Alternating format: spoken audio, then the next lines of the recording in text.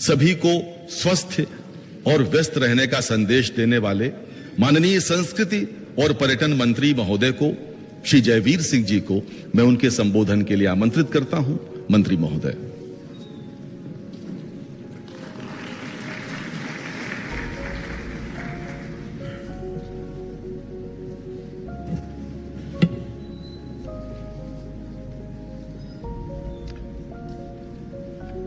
पूरे विश्व को मानवता का संदेश देने वाले, पाखंड के खिलाफ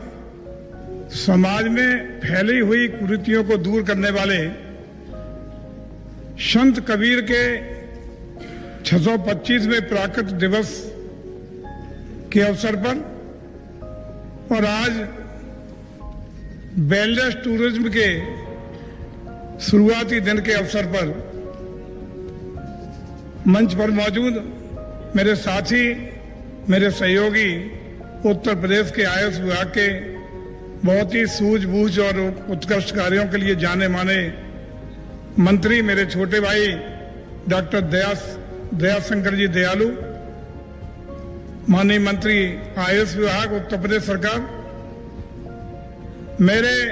पर्यटन और संस्कृति विभाग के बहुत ही यशस्वी और जो रात दिन विभाग को ऊंचाइयों पर ले जाने के लिए कृत संकल्पित रहते हैं, भाई मुकेश मेश्राम जी, मेरे विभाग के विशेष सचिव भाई अश्विनी जी पांडे, आयुर्वेद के आयुष विभाग के विशेष सचिव भाई सुखलाल भारती जी, आयुष विभाग की इस हॉल में मौजूद पूरी अधिकारियों की, विशेषज्ञों की समस्त टीम, हमारे पर्यटन और संस्कृति विभाग की यहाँ उपस्थित अधिकारियों और सहयोगियों और विद्वानों की तमाम टीम, और सबसे ज्यादा मैं स्वागत करना चाहूंगा जो उत्तर प्रदेश की जिसकी 24-25 करोड़ आबादी के बीच में अपार संभावनाओं का प्रदेश, अनेक उपलब्धियों का प्रदेश, ऐतिहासिक प्रदेश, भगवान राम, भगवान कृष्ण, गौतम बुद्ध की नगरी और धरती के इस प्रदेश में विभिन्न स्टेट से आए हुए प्रतिनिधियों, विद्वानों, विशेषज्ञों का उत्तर प्रदेश की राजधानी, अवध की नगरी, तहजीब के नगर में आपका हार्दिक स्वागत, अभिनंदन, वंदन करता हूं। बहुत बहुत वेलकम आपका करता हूं। साथियों, अभी काफी पूर्व वक्ताओं ने चर्चा करने का काम किया है और भारत की अगर मान्यताएं, परंपरा और संस्कारों की अगर बात करें तो ये देश ऋषियों, मुनियों, तपस्वियों का देश रहा है। इस देश में योग और स्वास्थ्य को लेके हमेशा जो कल्चर रही है, जो जीवन शैली रही है आम नागरिक की, हमारे ऋषियों ने तपस्या के बल पर, हमारे तमाम मनीषियों ने अपने जीवन शैली के माध्यम से हमेशा योग का संदेश देने का काम किया है और हमेशा एक संदेश देने का काम किया है कि शरीर स्वस्थ होगा तब मन स्वस्थ होगा और मन स्वस्थ होगा तभी हम सामाजिक संस्कारों को पूरा कर सकेंगे, सामाजिक दायित्वों को पूरा कर सकेंगे। अगर तन, मन और स्वस्थ नहीं आपका होगा तो मैं समझता हूं जीवन के किसी भी क्षेत्र में आप सफलता पूर्वक अपने दायित्व का निर्वहन करने में पूर्णतः योगदान नहीं कर सकते, पूर्णतः भागीदारी नहीं कर सकते। और इसी संदेश को लेके चाहे वेलनेस की बात हो, योग की बात हो, जीवन शैली की बात हो, इसको लेके हम बधाई देना चाहते हैं अपनी माननीय प्रधानमंत्री जी को। जैसे ही देश की बागडोर उनके हाथ में आई, संयुक्त राष्ट्र संघ में पहले ही बैठक में उन्होंने अपनी उपस्थिति में 195 देशों का सहयोग लेकर के योग दिवस 21 जून को हर साल मनाने का निर्णय, बहुत बड़ी उपलब्धि भारत की थी, जिस दिन आदरणीय मोदी जी ने विश्व में एक भारत का झंडा गाड़ने का काम किया कि पूरे विश्व में आज योग दिवस के रूप में 21 जून मनाया जाता है। और उसी की आज शुरुआत है। अमृत महोत्सव जो पूरे देश में आजादी का हम लोग मनाने का काम कर रहे हैं, उसी में 14 तारीख को योग सप्ताह के रूप में आज इसकी शुरुआत कर रहे हैं, जो 21 जून तक चलने वाला है। और आज शुरुआत हम लखनऊ में आप सबके बीच में बैठ के कर रहे हैं। ये बड़ी उपलब्धि है कि हमारे बीच में विभिन्न प्रांतों से, विभिन्न राज्यों से वेलनेस टूरिज्म के लोग, इको टूरिज्म के लोग, योग के लोग, आयुष के लोग और वो विद्वान लोग जो अपने अपने क्षेत्रों में महारत हासिल किए हुए हैं, वो लोग आज हमारे बीच में आए हैं। मैं पुनः एक बार उनका हार्दिक अभिनंदन और वंदन स्वागत उत्तर प्रदेश की सरजमी पे करता हूं और उम्मीद करता हूं कि आने वाले समय में उत्तर प्रदेश एक इंटीग्रेटेड इस तरह की तैयारियां कर रहा है जिसमें योग, जैसा अभी माननीय पूर्व में बोल रहे हमारे सम्मानीय मंत्री जी बता रहे थे कि हम यूपी के टूरिज्म को, यूपी के कल्चर को इस तरह बढ़ाना चाहते हैं कि जिसमें योग, फॉरेस्ट, इको टूरिज्म के रूप में परिवहन और अन्य विभागों को जोड़ करके एक इंटीग्रेटेड इस तरह की तैयारियां कर रहे हैं जिसको इको टूरिज्म बोर्ड बना के, जिसमें कई मंत्रालय को समाहित करते हुए हम उत्तर प्रदेश को पंचकर्म, सत्कर्म, आयुर्वेद, आयुष और तमाम वो विधियां जो शरीर के लिए स्वस्थ बनाने के लिए योग को आगे बढ़ाते हुए उनको लागू करके उत्तर प्रदेश के पर्यटन को आगे ले जाने का सपना सजोए हुए हैं। इसको पूरा करने के लिए हम लोग अपनी कार्रवाई बढ़ाने का काम कर रहे हैं। और आज में खुशी है कि जो हर डिस्ट्रिक्ट में हमने कल्चर को बढ़ाने के लिए, टूरिज्म को बढ़ाने के लिए तमाम निर्णय पिछले 2-3 महीने के अंदर लिए हैं। और सबसे ज्यादा खुशी इस बात की है कि हम तीनों चारों भाई आयुष, परिवहन, वन और अन्य विभाग बैठ करके माननीय मंत्री स्तर पर, माननीय प्रमुख सचिव स्तर पर, शासन के अधिकारियों के बीच में, चीफ सेक्रेटरी के साथ बैठ के, माननीय मुख्यमंत्री जी के दिशा निर्देशन में इन सबको आगे बढ़ाने का काम कर रहे हैं। और आज जो उत्तर प्रदेश घरेलू पर्यटन के रूप में जो विजिटर्स हैं साल भर के, भले ही वो कोरोना काल में कम हुई हो संख्या, लेकिन जिसकी संख्या घरेलू टूरिज्म वालों की यहाँ उत्तर प्रदेश में द्वितीय स्थान पर प्रदेश था। विदेशी टूरिस्टों के यहाँ की यात्राओं में हम लोग 3rd स्थान पे थे। उसको बढ़ाकर के हम चाहते हैं कि उत्तर प्रदेश हमारा इस तरह की संसाधन, सुविधाएं और मैकेनिज्म देने का काम करें, इंटीग्रेटेड एक व्यवस्था बनाने का काम करें जिसमें वन का भी सहयोग हो। वन का मतलब फॉरेस्ट, आयुष को भी उसमें जोड़ेंगे, सारों को जोड़ करके इस तरह की संसाधन सुविधाएं देंगे कि जो हमारे ऐतिहासिक स्थल हैं, जो हमारे आध्यात्मिक स्थल हैं, जो हमारे कल्चरल और नेचुरल जो डेस्टिनेशन है, इनका भी बेहतर उपयोग करके शरीर को स्वच्छता देने का काम, पंचकर्म, सत्कर्म देने का काम, आयुर्वेद का, आयुष का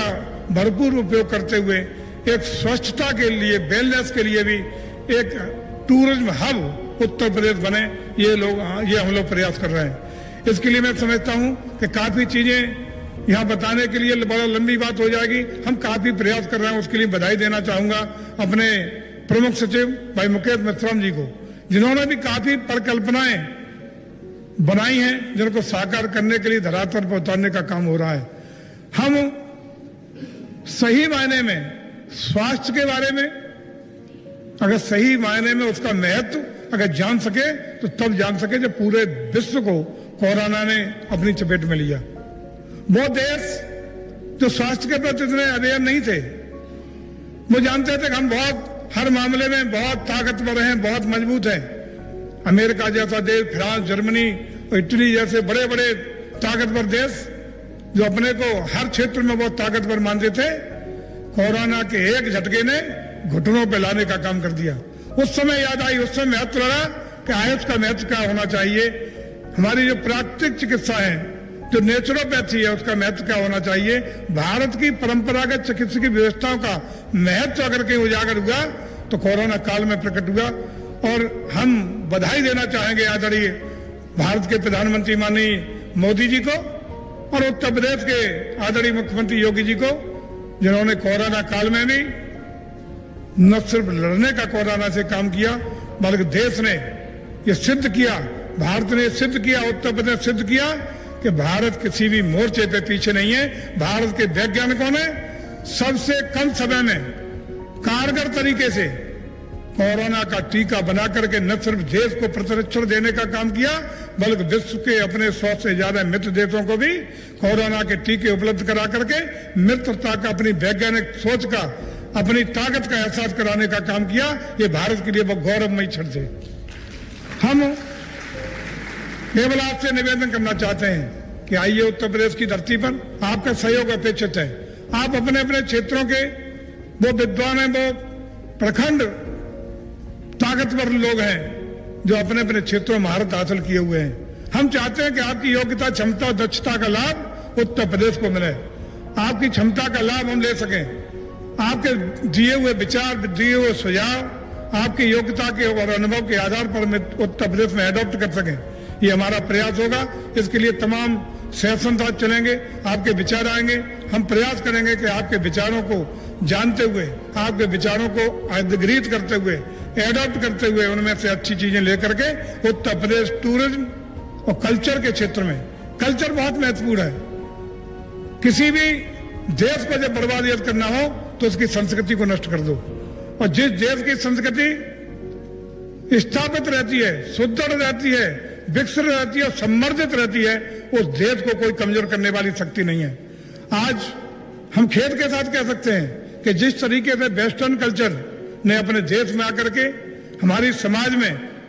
हमारी मूल संस्कृति को, मूल परंपराओं को, मूल धरोहर को बर्बाद करने के लिए जो काम किया है वो निश्चित रूप से दुखद है। आज हमें अपनी मूल संस्कृति को अपनाना पड़ेगा, मूल धरोहर को अपनाना पड़ेगा, मूल विचारों को अपनाना पड़ेगा। भारत किसी का पिछड़ा क्यों नहीं रहा। भारत के ऋषियों मुनियों ने हर क्षेत्र में हम लोगों को सब कुछ दिया है। आज हमें जरूरत इस बात की है कि अपने ऋषियों मुनियों तपस्वी के बताए हुए आदर्शों पर हर क्षेत्र में अपनी मूल संस्कृति को अपना जीवन आधार मानते हुए यदि आगे बढ़े तो कोई कारण नहीं कि विश्व में कहीं भी भारत को कोई कमजोर कर सके। विश्व में कोई ताकत नहीं जो भारत को आगे बढ़ने से रोक सके। और हमें आज सुखद समय यह है कि आज भारत की केंद्र की सरकार, प्रदेश की उत्तर प्रदेश में खास रूप से योगी जी और मोदी जी की डबल इंजन की सरकार, दोनों ही इस क्षेत्र में बेहतरीन काम करने का प्रयास कर रही हैं। हम मूल संस्कृति के साथ, मूल धरोहरों के साथ, मूल मान्यताओं के साथ, भारत की मूल परंपराओं के साथ राष्ट्रीय भावना से ओतप्रोत बढ़ करके उत्तर प्रदेश को बहुत आगे ले जाने का सपना सजोए हैं। और निश्चित रूप से हमें भरोसा है कि आप सब लोग मिलकर के, आप सब लोगों के सहयोग से हम लोग संस्कृति के क्षेत्र में, पर्यटन के क्षेत्र में, आयुष के क्षेत्र में इंटीग्रेटेड एक कार्य योजना बना करके उत्तर प्रदेश को बहुत आगे ले जाने का सपना पूरा कर सकेंगे। और निश्चित रूप से हम कह सकते हैं कि हम उत्तर प्रदेश को बहुत आगे ले जाएंगे। देश के विभिन्न प्रांतों की भी संस्कृति को अपने साथ समाहित करते हुए हिंदुस्तान को बहुत आगे ले जाएंगे। और निश्चित रूप से हम कह सकते हैं कि आने वाले समय में हिंदुस्तान पुनः विश्व गुरु बनेगा, विश्व की बड़ी ताकत बनेगा। इसका प्रमाण है कभी यूक्रेन का और रूस का जब युद्ध होता है तो भारत की एक आवाज पर भारत के छात्रों को, भारत के छात्र वहां शिक्षा दीक्षा ले रहे थे, उनको निकालने के लिए तब तक युद्ध विराम क्षेत्रों में कर दिया जाता है भारत के एक अनुरोध पर, जब तक एक एक छात्र भारत का वहां से वापस नहीं आ जाता। ये दिखाता है कि विश्व पटल पर भी हम लोग कितने ताकतवर हो रहे हैं। विश्व पटल पर भी हमारी आवाज मजबूत आवाज बनने जा रही है। विश्व पटल पर भी भारत की विश्वसनीयता को, भारत की ताकत को नकारने की हिम्मत बड़े बड़े देशों में भी नहीं बची है। हम निश्चित रूप से मिलकर के अपनी मूल संस्कृति, मूल भाषा, मूल परंपराएं, मूल अपनी जो धरोहरें हैं उनको संजोग करके आगे बढ़ने का काम करेंगे। हम चाहते हैं कि उत्तर प्रदेश की इस महान धरती पर, जिसमें भगवान राम, भगवान कृष्ण, भगवान गौतम बुद्ध और मोक्ष की धरती काशी, जीवन कल्याण की धरती काशी की धरती जिस प्रदेश में हो, ऐसी धरती पर हम लोग प्रणाम करते हैं। हम लोग सौभाग्यशाली मानते हैं कि हम लोगों ने उत्तर प्रदेश में जन्म लिया, जिस धरती पर महान आत्माओं ने, जिस पर कबीरदास जी जो कहा करते थे, कबीरा खड़ा बजीर में, कबीरा खड़ा बाजार में, सबकी मांगू खैर, ना काहू से दोस्ती, ना काहू से बैर। ऐसा संत उत्तर प्रदेश की धरती पर प्रकट हुआ। ऐसा संत जिसने कहा, जिसने तमाम ऐसे उपदेश दिए, तमाम ऐसे